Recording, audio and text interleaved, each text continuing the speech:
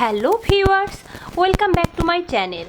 সবাইকে স্বাগত জানিয়ে শুরু করছি আমার চ্যানেলের আরেকটি নতুন এপিসোড। কেমন আছেন সবাই? আশা করি সবাই খুব ভালো আছেন। আজ আমি আপনাদের সাথে শেয়ার করব কোরিয়ান সুপি নুডলস রেসিপি। আর এখানে আমি এই নুডলসটা ইনস্ট্যান্ট তৈরি করব। এটা আমাদের দেশের মিস্টার নুডলসের ব্র্যান্ড। আর এই কোরিয়ান নুডলসটা কিন্তু মিস্টার নুডলস তৈরি করে। প্রাইসটাও কিন্তু খুব রিজনেবল এবং খেতেও কিন্তু খুব মজা। আর কোরিয়ান নুডলসগুলো কিন্তু বাচ্চারা খুব পছন্দ করে।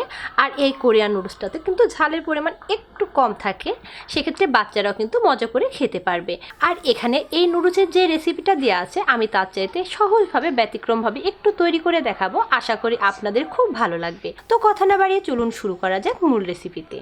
যারা এখনও আমার চ্যানেলটি সাবস্ক্রাইব করেননি প্লিজ চ্যানেলটি সাবস্ক্রাইব করুন এবং পাশের নোটিফিকেশন বেল আইকনটি ক্লিক করে রাখুন আমার নতুন নতুন ভিডিওর আপডেট পাওয়ার জন্য। এখানে আমি মিস্টার নুডলসের কোরিয়ান নুডলসটা নিয়েছি। আপনারা দেখতেই পাচ্ছেন একটা প্যাকেট। আর এই প্যাকেটের মধ্যে কিন্তু নুডলসের মশলা আছে।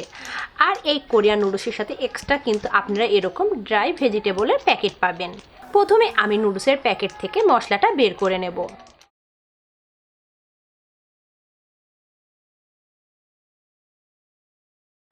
নুডলসের প্যাকেট থেকে আমি মশলাটা বের করে নিয়েছি। আর এই মশলাটা এখন আমি একটি বাটিতে ঢেলে নেব। আমি এই মশলাটা একটি বাটিতে ঢেলে নিচ্ছি। এখন আমি এই মশলার বাটিটা এক সাইডে রেখে দেব এবং মূল রান্নায় চলে যাব। আমি এখানে একটি চুলায় প্যান গরম বসিয়ে দিয়েছি। আর এই প্যানে এখন অ্যাড করে দেব সয়াবিন তেল। এখানে আমি 1 টেবিল চামচের মতো সয়াবিন তেল ব্যবহার করলাম। আর এই তেলের মধ্যে অ্যাড করে দেব আমি একটি ডিম।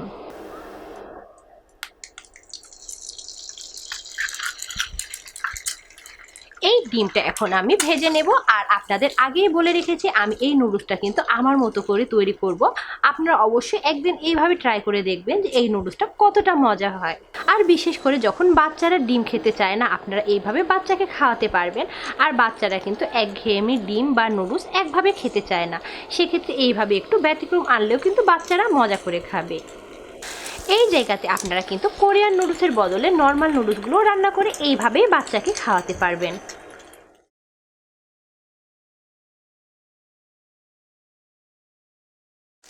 ডিমটা আমি ভেজে নিয়েছি, এখন একটি বাটিতে উঠিয়ে নেব। আর অবশ্যই এই ডিমটা আপনারা কড়া করে ভাজতে যাবেন না, জাস্ট হালকা করে ভেজে নেবেন।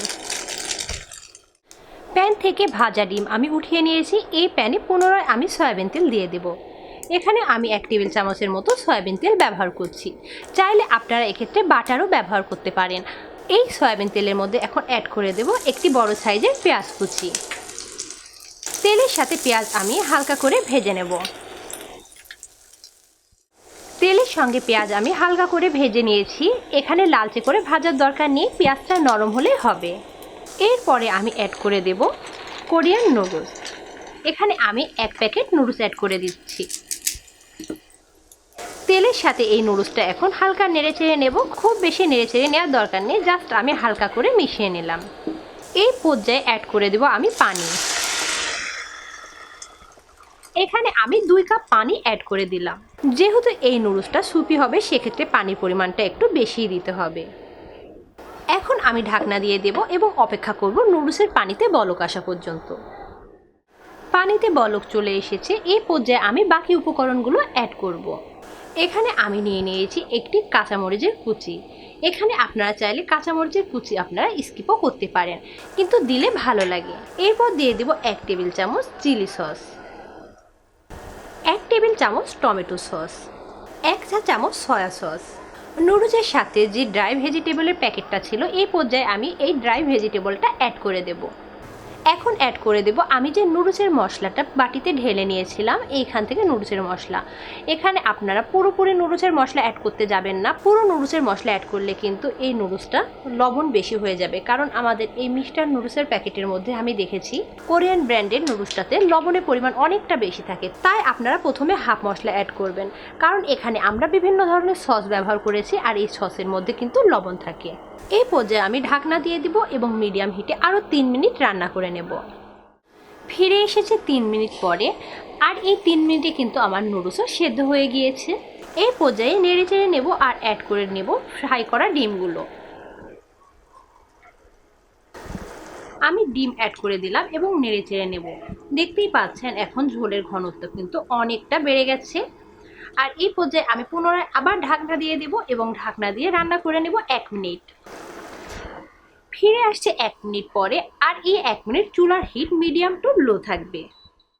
পুনরায় ফিরে এসেছে 1 মিনিট পরে। এখন আমি নেড়ে চেড়ে নেব আর চুলার হিটটা এই পর্যায়ে অফ করে দেব।